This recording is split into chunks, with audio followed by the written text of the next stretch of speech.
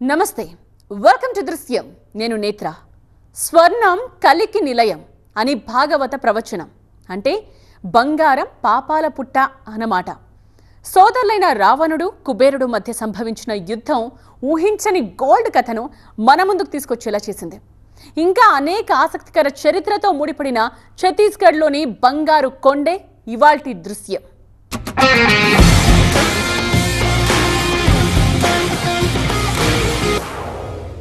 బంగారం విలువైనది, తప్పక ధరింపదగింది, కొందరి దృష్టిలో పవిత్రమైనది.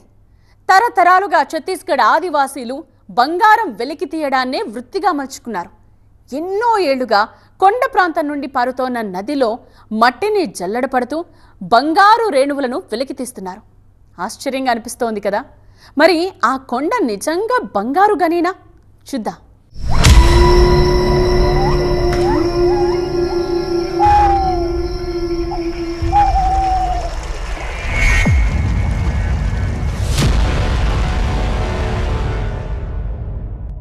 ఇది ఛత్తీస్గఢ్ అడవి.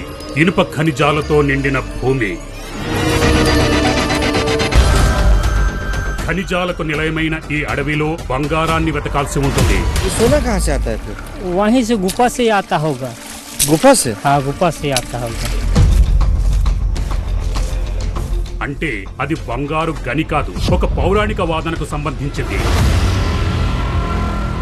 ఈ అటవీ ప్రాంతంలో కుబేర నగర అవశేషాలున్నాయంటారు. అంతేకాదు బంగారు నిక్షేపాలున్నాయని చెబుతారు. దీనికి సాక్ష్యం కొండల మధ్య నుంచి జాలువారుతున్న ప్రవాహంలో బంగారం ఆనవాళ్లు కనిపించడమే. वहाँ सोने का एक खंबा हुआ करता था। आज भी है? वो आज भी है। तो उसी जगह पे कहीं ना कहीं है, उस पहाड़ी पे, क्योंकि वो आज तक किसी को मिला नहीं। देखिए, अब मैं गुफा के एक ऐसे हिस्से पर पहुंच चुका हूं जहां से सीधे नीचे मुझे जाना है। ఆశ్చర్యకరమైన ఈ కథలో అనేక రకాల ప్రచారాలున్నాయి. బంగారం ఉన్న నది, నదిలో కలిసే ఓ ప్రవాహం, కొండ గుహల్లో ఉద్భవించిన నదిపాయ, కొలనుతో ముడిపడిన త్రేతాయుగం నాటి రహస్యం.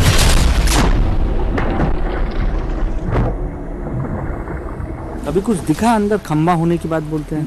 नहीं, उसको कोई नहीं देखे हैं। पानी के अंदर ही है। वो दो देखते हैं तो दूरबीन में देखते हैं।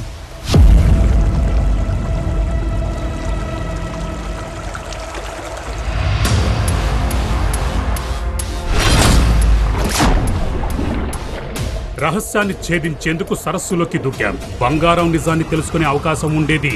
అకస్మాత్తుగా అప్పుడే तो वहाँ पे जाने के बाद कोई इंसान वापस नहीं आता है, जिसके कारण वहाँ पे कहा जाता है कि वहाँ पे खतरा है।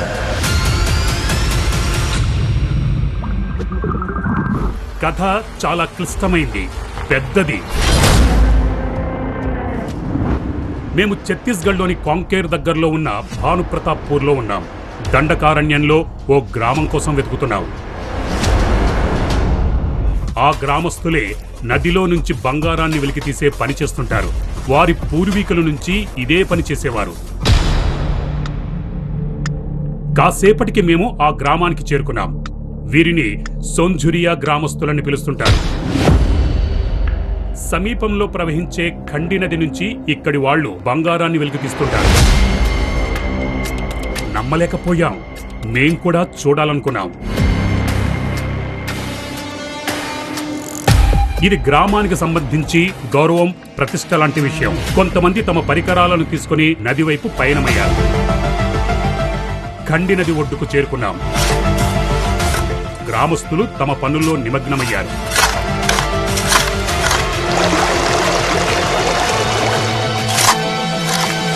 ఒక వ్యక్తి మట్టిని సేకరించి తీసుకొస్తే మరో వ్యక్తి మట్టి చెక్కపై దాన్ని పోసి నది నీటితో జల్లెడ పడుతున్నాడు.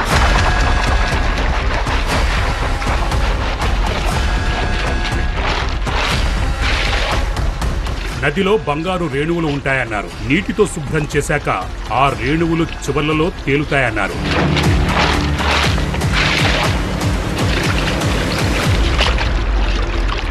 वाकई ये सोचने वाली बात है कि आप सोचिए, नदी के किनारे हर नदी के किनारे पत्थर होते हैं, हर नदी के किनारे रेत होती है, लेकिन ऐसा क्या है इस नदी में कि इस नदी के पत्थर और रेत को जब छाना जाता है तो इसमें सोने के कण मिलते हैं, सोना मिलता है।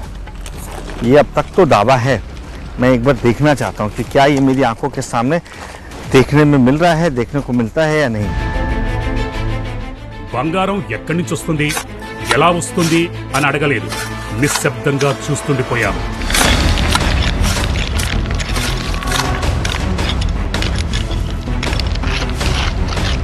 తట్టలో మట్టి పోసుకొని దాన్ని నది నీటితో జల్లెడపడతారు.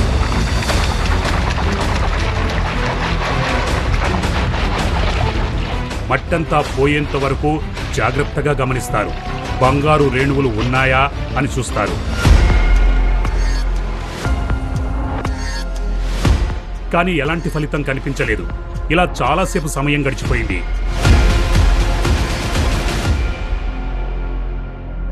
इसमें सोना कहाँ से आता है? मंदिर से तो इतना मालूम नहीं, मगर मंदिर है ऊपर में, हाँ, वहाँ से पानी बहता है तो आता होगा। तो ये कितने साल से आप लोग कर रहे हैं? दादी कुड़ी से। दादा मतलब 100 साल से ऊपर। हाँ, ऊपर है, 100 साल से ऊपर है। और हर रोज सोना मिलता है? हाँ, हर रोज थोड़ा थोड़ा थोड़ा मिलता है। हाँ, कभी ज्यादा भी मिल जाता है क्या? हाँ, कबू कबू मिल जाता है। నది ప్రవాహంలో బంగారం ఉంది, అది దొరుకుతుంది. నిన్న దొరికింది, ఇవాళ కూడా దొరుకుతుంది. సోంఝురియా గ్రామస్తుల నమ్మకం ఇది.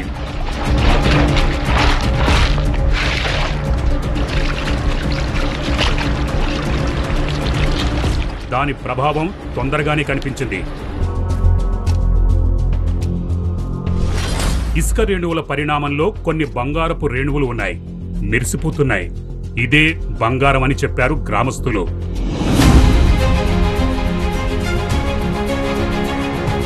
ये सोना ही है पक्का? जी जी, कैसे पता है आप लोगों को? सोनार के पास भी ले जाना, चेक करवाना।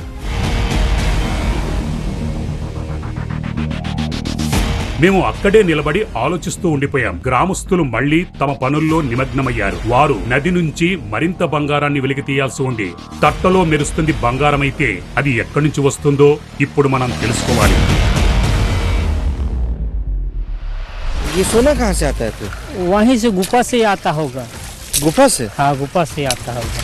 बड़े वाला मछली है वहाँ कुंड के अंदर में, वो सोना का खंबा है, वो उसको घिसता है, मतलब रगड़ता है शरीर से, तो वो सोना थोड़ा थोड़ा थोड़ा थोड़ा वो झड़ता है। अच्छा। और उससे पानी में बहकर इधर आता है नाला में। ఇది నిజంగా విస్తుపోయే కథనే. ఆదివాసీల కథనం ప్రకారం అడవిలో ఒక కొండుంది. కొండ కింది భాగంలో సరస్సుంది. అందులో బంగారపు స్తంభం, ఒక పెద్ద చేప ఉంది. చేప దాన్ని తాకిన సమయంలో బంగారపు రేణువులు కొద్ది కొద్దిగా ఊడుతుంటాయి.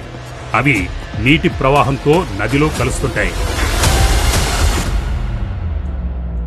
సోంఝురియా గ్రామస్తుల దృష్టిలో అది ఒక ఆలయం. సోంఝురియా అమ్మవారి ఆలయం అంటారు. ఈ నదిని సోంఝు నది అని పిలుస్తారు. ఇప్పుడు ఆ గుహను కనుక్కోవాల్సి ఉంది. దాని లోపలికి వెళ్లి బంగారం గురించి నిజమేంటో తెలుసుకోవాలి. गुफा कहाँ पर पड़ती है? सोनादाई कहाँ पर है? पहाड़ के ऊपर है। इधर पहाड़ चढ़ना पड़ेगा? जी। अच्छा। వెంటనే మేము గ్రామం విడిచిపెట్టాం. అడవిలోకి వెళ్ళలేదు. ఒక స్వర్ణకారుడి దగ్గరికి వెళ్ళాం. మెరిసేదంతా బంగారం కాదు. నది నుంచి వస్తుంది నిజంగా బంగారమేనా తెలుసుకోవడం చాలా ముఖ్యం. सोना 100% है, ये प्योर है एकदम, कोई दिक्कत नहीं है इसमें। और ये जेवर के रूप में बनाने में बेस्ट है, मतलब पूरा डायरेक्ट जेवर बन सकता है इसका। अच्छा। कोई प्रॉब्लम नहीं है। और चांदी की मात्रा भी इसमें 10% मतलब अलग से निकलता ही है, लगभग। लेकिन सोना तो इसमें प्योर निकलता है, ये पूरा प्योर।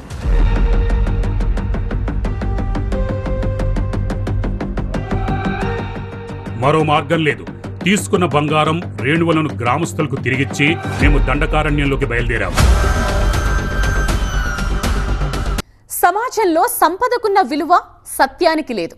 అవును, ఇంతకీ అసలు కొండ అడుగు భాగంలో ఏముంది? రహస్యంగా ఉన్న సొరంగం అడుగు భాగంలో ఉన్నది బంగారమేనా? తెలుసుకునేందుకు వెళ్ళిన మాకు ఖనిజ నిక్షేపాలు నిండుగా ఉన్న కొండలా కనిపించింది. Mining and minerals in ancient India పుస్తకంలో ఉన్న ప్రతి అక్షరం నిజం అనిపించింది. కొండ ప్రాంతం నుంచి ప్రవహించే నీటిలో బంగారం ఉందని అందరికీ తెలిసినప్పటికీ ఇప్పటి వరకు ఎందుకు ఆ నిధిని బయటకు తీయలేదు? ప్రభుత్వం కూడా ఎందుకు ప్రయత్నించలేదు? అందుకే మాకు ఇప్పటికీ పసిడి స్తంభం చేప కథ నమ్మశక్యంగా అనిపించలేదు.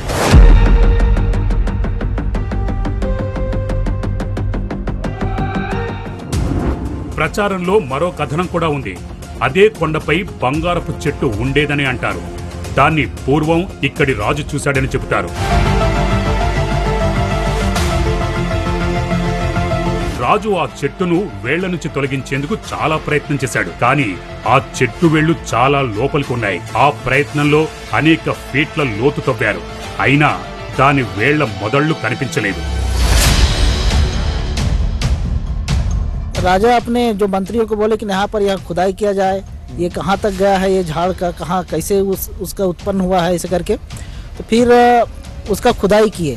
तो खुदाई किए तो जैसे जैसे खोदते गए अंदर वो धंसता गया और अंत में जितना भी जो उनके मंत्रियाँ थे राजा के, वो भी वहीं पर पूरा विलुप्त हो गए और राजा भी और रानी साथ में थी, वो भी पूरा वहीं विलुप्त हो गए, ऐसे बता रहे हैं।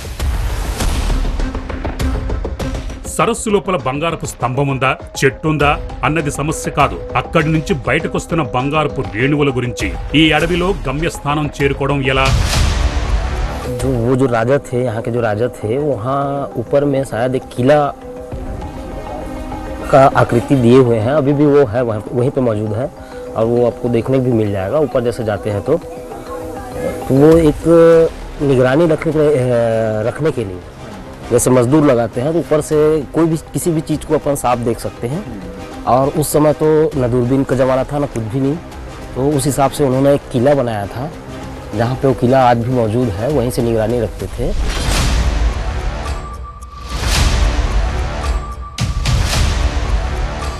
ఆ చెట్టు కాపలా కోసం రాజు సమీపంలోని ఓ కోటను నిర్మించాడు. దాని అవశేషాలు నేటికి ఉన్నాయన్నారు గ్రామస్తులు. దాని గుండా వెళితే గమ్యస్థానానికి చేరుకోవచ్చన్నారు. రామాయణం కాలం నాటి దండకారణ్యం ఇది. వనవాసం సమయంలో రాముడు ఇక్కడే ఉండేవాడు. లంకరాజు రావణుడు అనుచరులైన రాక్షసులు ఇక్కడ పాలించేవారు. అలాంటి అరణ్యంలో బంగారం కొండ కథ ఆసక్తిగా అనిపించింది. ఎదురుగా ఒక రాతి గోడ ఉంది. ఇది అప్పటి రాజు నిర్మించిన తాత్కాలిక కోట గోడ. రాతి నిర్మాణానికి దగ్గరలోనే ఒక గ్రామం ఉంది. ఎదురుగా ఒక వృద్ధుడు రావడాన్ని చూశాం.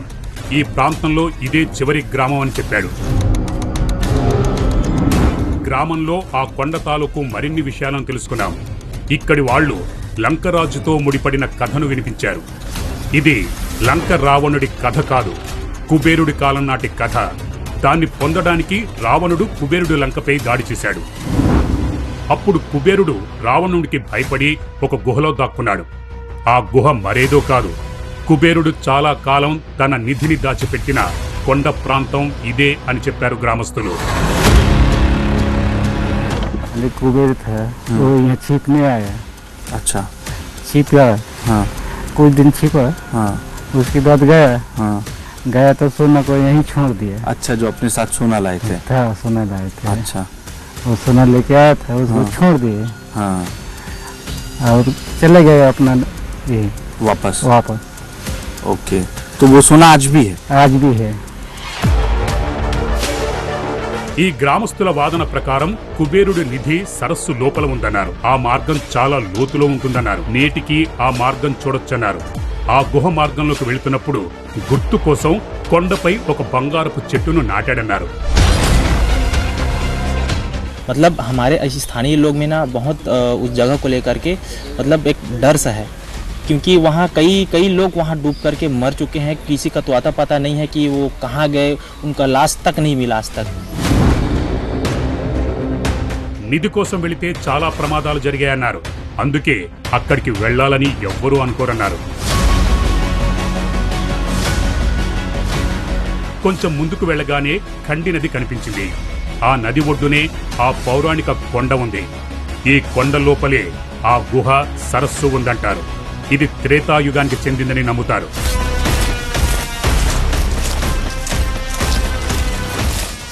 एक सेकेंड इधर आना, संभल के आना। यहाँ गड्ढा देखने को मिल रहा है। यहाँ तो नीचे गड्ढा है।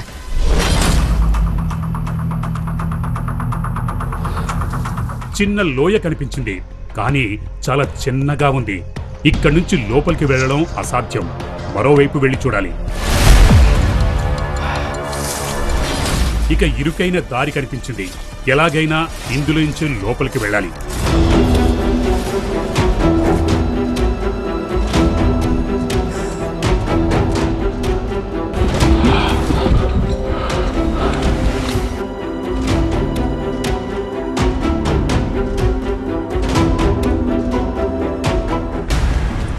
జాగ్రత్తగా దిగిన మాకు కింద ఓ కొలను కంటబడింది.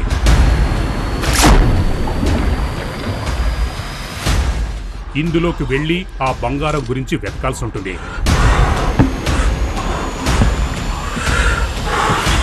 మేము డైవ్ చేయడానికి సిద్ధమయ్యాం. ఆక్సిజన్ సిలిండర్ ఉంటే మరింత బాగుండేది.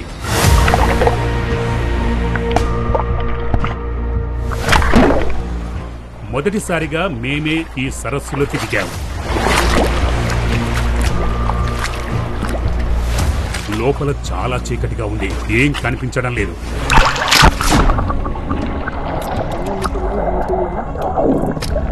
మొదటి డ్రైవ్లోనే ఎంత లోతు ఉందో తెలుసుకున్నాం. నిజంగానే లోతుగా ఉంది, గ్రామస్తులు చెప్పినట్టుగా.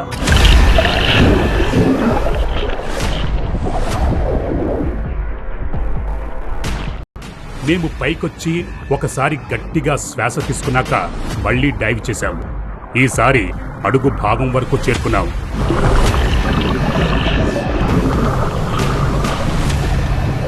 కానీ ఎలాంటి బంగారపు మెరుపు స్తంభం కనిపించలేదు. చాలాసేపు వెతికాం. అప్పుడు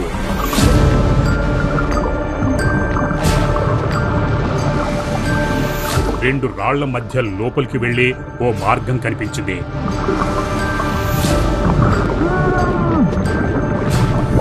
లోపలికి వెళ్లడానికి ధైర్యం చాలలేదు. చూడాలనుకునే కోరిక ప్రమాదాన్ని తేవచ్చు. అయినా మరోసారి వెళ్ళాం.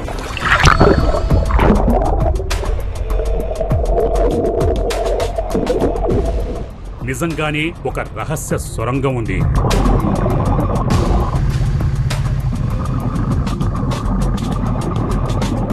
కొంచెం ముందుకెళ్లి చూశాం. చాలా పొడవుగా ఉంది.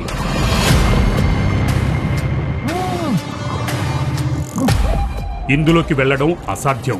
చేతుల నుంచి తాడు జారిపోతుంది. చిక్కుకునే అవకాశం ఉంది. अद्भुत दृश्य है। मैंने स्कूबा की है, मैंने स्नॉर्कलिंग की है, लेकिन ऐसा दृश्य पानी के अंदर मैंने नहीं देखा है। ऐसा लग रहा था कि मैं किसी गली के बीच से गुजर रहा हूँ। वहाँ प्रेशर भी बहुत ज्यादा है, मुझे अपनी ओर खींच रहा है। मैं इतनी ज्यादा कोशिश नहीं कर सकता।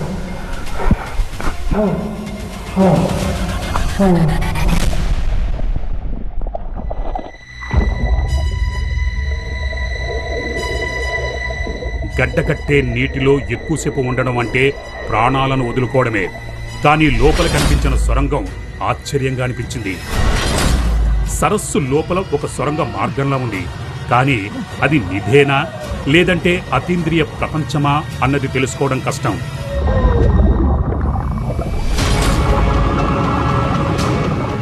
ఆక్సిజన్ సిలిండర్ ఉన్నా తెలుసుకోలేము. ఎందుకంటే అంత ఇరుకైన మార్గంలో వెళ్లడం అంటే సామర్థ్యంతో కూడుకున్నదే. సరస్సులో ఏముందో తెలుసుకోలేకపోయాం. సొరంగం మార్గాన్ని చూసినంత మాత్రాన బంగారం నిధి లోపలే ఉండొచ్చన్నది కాదు.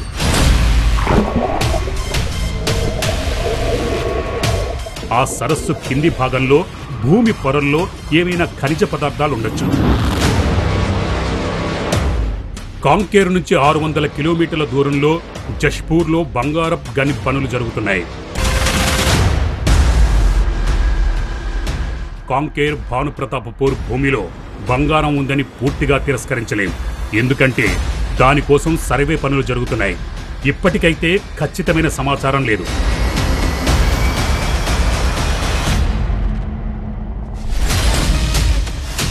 ఊహాగానాలపై పూర్తి స్పష్టత వచ్చే వరకు ఈ కొండ అడుగు భాగంలో ఉండే రహస్యాన్ని ఛేదించనంత వరకు పసిడి రహస్యం ప్రజల మనస్సుల్లో ప్రతిధ్వనిస్తూనే ఉంటుంది. ऐसा दृश्य पानी के ऊपर मैंने नहीं देखा. ऐसा लग रहा था कि मैं किसी गली के बीच से गुजर रहा हूँ. वहाँ प्रेशर भी बहुत ज्यादा है. అదృశ్యంగా ఉన్న అద్భుతాలకు దృశ్య రూపం ఇవ్వడమే మా ప్రయత్నం. ప్రచారాల వెనుక వాస్తవాలను వెలుగులోకి తీసుకువస్తాం. ఇది ఈ వారం దృశ్యం. వచ్చే వారం మరో అంశంతో మళ్ళీ కలుద్దాం. నేత్ర.